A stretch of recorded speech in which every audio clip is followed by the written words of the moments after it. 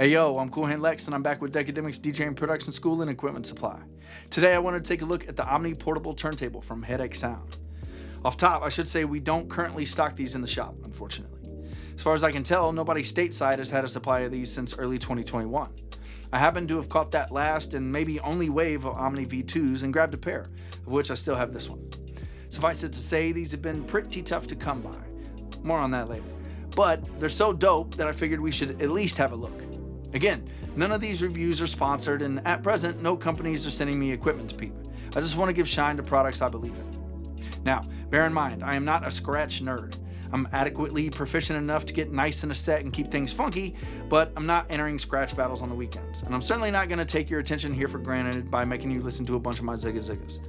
We'll drop an Omni performance video to follow this one, but for now, let's dive in on the deck itself. The Omni operates as a portable vinyl record and digital audio player, with a list of features capable of wowing even the harshest critics. The Omni is constructed in plastic and comes in black, white, or blue.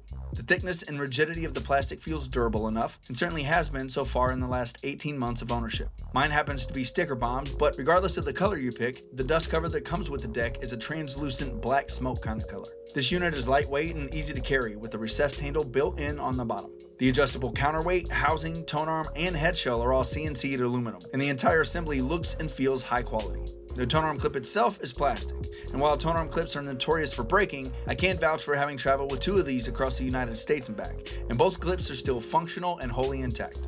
The head shell is slotted for mounting a cartridge at an angle if you wish, but an Audio-Technica 3600L comes pre-mounted straight on the shell, and I felt no need to change it. I never used this 3600L cart before, but it stays locked in the groove during cut sessions, and sounds really good when just playing records back.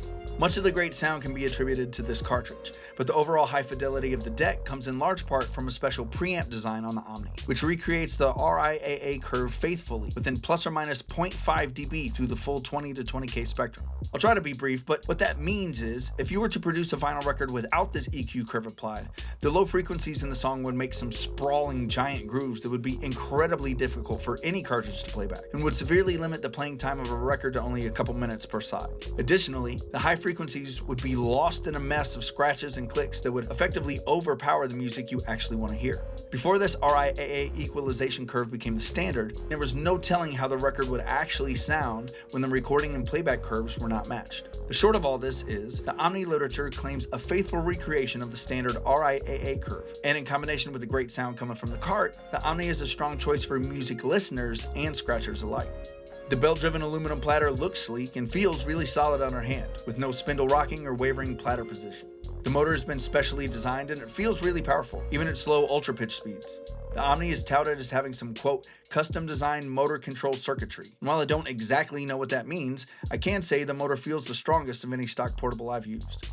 Now, it's important to note the belt-driven turntables in this price range are going to be incredibly tricky to mix on because of all the wow and flutter they have. Wow and flutter are the technical terms used to account for the small variances in pitch and revolution speed caused by turntable power sources and internal mechanicals. In higher-end turntables, a thing called quartz lock stabilizes and maintains rotational speed, thus lowering wow and flutter considerably. However, quartz lock doesn't exist on portables, so playback is fine enough to listen to, but fluctuates just enough to make mixing a real challenge. Considering all that, I of course wouldn't recommend using a pair of portable turntables to mix records with for any reason other than maybe a goof.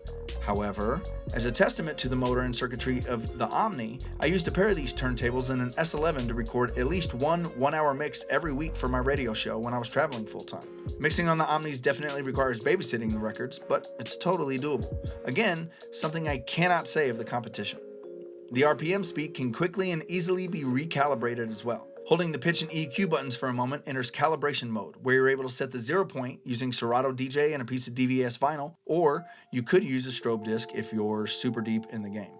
This is useful because even a small difference in voltage from the power source could result in the rotation speed being slightly off. If you're just cutting records, it's highly unlikely you'll notice the speed being 0.2% off, but you'll absolutely be aware of that when blending or trying to rock doubles.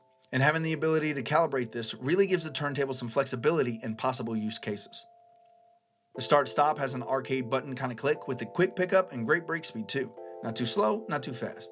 At 33 and 45 RPM, there's a plus or minus 15% pitch range available, with the 50% pitch range in ultra pitch mode. The Omni has 3 onboard EQ profiles. Scratch cuts the low frequencies to reduce bass and hand noise. Flat applies no changes to the sound. And Hi-Fi boosts the bass for your face and the highs for your thighs with that good old disco smile. At the bottom of the box are two faders positioned opposite the tone arm, each at 45 degrees. I remember the first time I saw the Omni prototype 5 or so years ago, and honestly, I thought the extra fader was an expensive redundancy. I was quick to change my tune though when I realized just how they operate. In addition to allowing ambidextrous control of the record and faders without having to swap, rotate, or change anything around, the pair work together as a crossfader and line fader duo, which means you can practice every type of fader scratch all on a single deck without having to change anything. The fader button in the middle switches the rolls of each fader, and the rev button reverses the crossfader cut-in direction, with white lights on each fader indicating your setup at a glance. This is an entirely useful design. It means any DJ can step up front and be in their favorite cutting position in 2 seconds.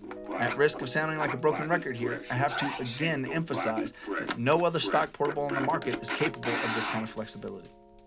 This pair of Omni faders has been meticulously designed in-house by HeadacheSound and sport a number of unique features.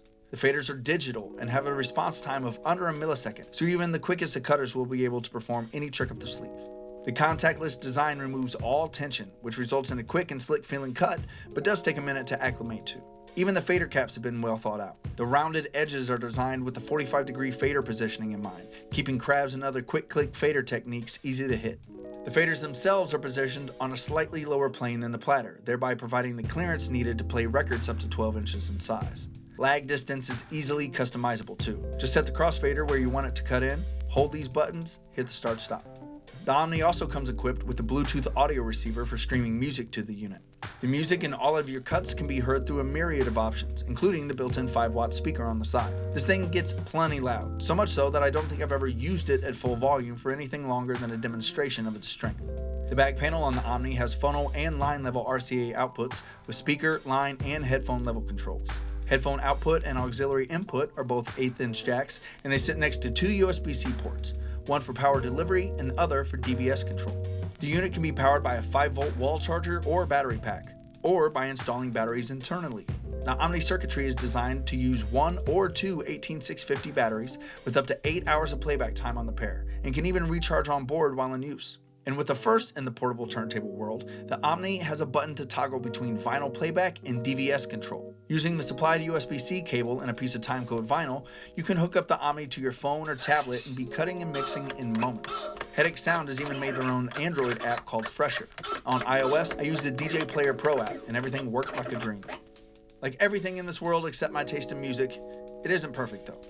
The plastic around the faders will definitely mar when you use it. Jesse Dean makes some corner protectors to prevent that, and while I don't have them, I will vouch for Jesse Dean products. Of slightly more important matter, I do notice occasional static interference that introduces some real weird and loud sounds, but as soon as they show up, they're likely to disappear again, which has made it pretty difficult to track down the cause or recreate here on camera. Something else to note is the pitch range is plus or minus 50% when in calibration mode, which makes fine-tuning the speed really tricky. Calibrating in the shorter 15% range would be much more helpful when dialing everything in. I should also mention that one of my Omnis arrived with a faulty battery bay. I sent an email to the company and they were quick to respond and sent me a replacement free of charge. From what I can gather, this is a fairly small operation and this is their first turntable design, but they've certainly managed to knock it out of the park with the Omni. Portablism caught a bit of shine a handful of years ago, I think in large part because of the modification scene that sprang up around it, where folks took cheap $100 turntables like the Newmark PT-01 and transformed them into professional performance-built machines. This is my version of that.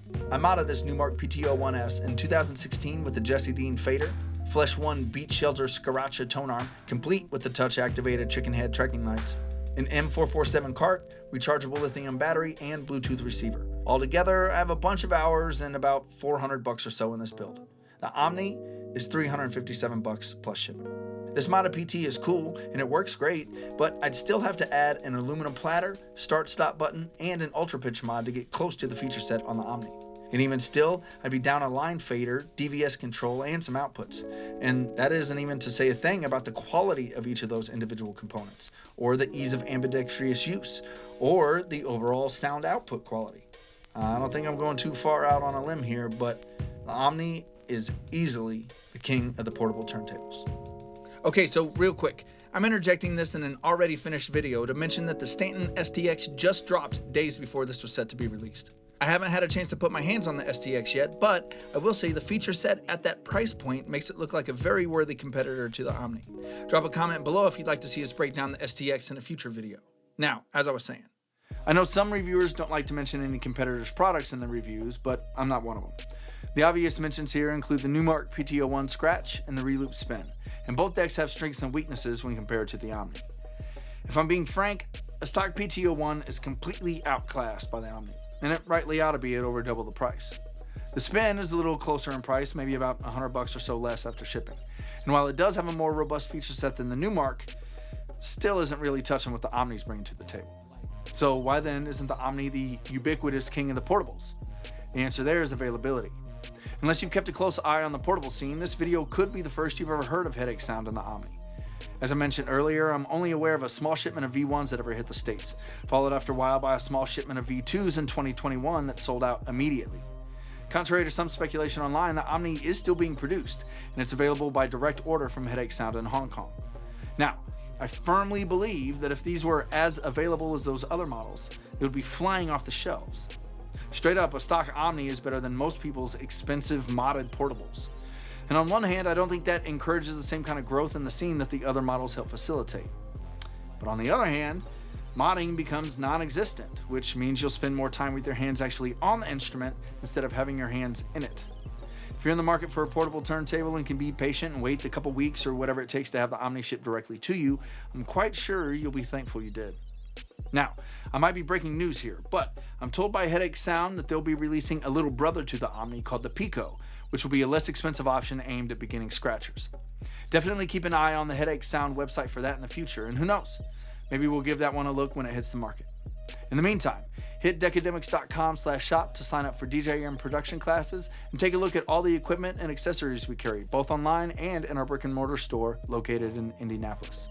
You can follow me everywhere at CoolHandLex and follow the school and the shop at Deckademics. And do us a favor by liking and subscribing to our channel here. We really appreciate it. You know you can't download practice, so you better get to it. Peace, y'all.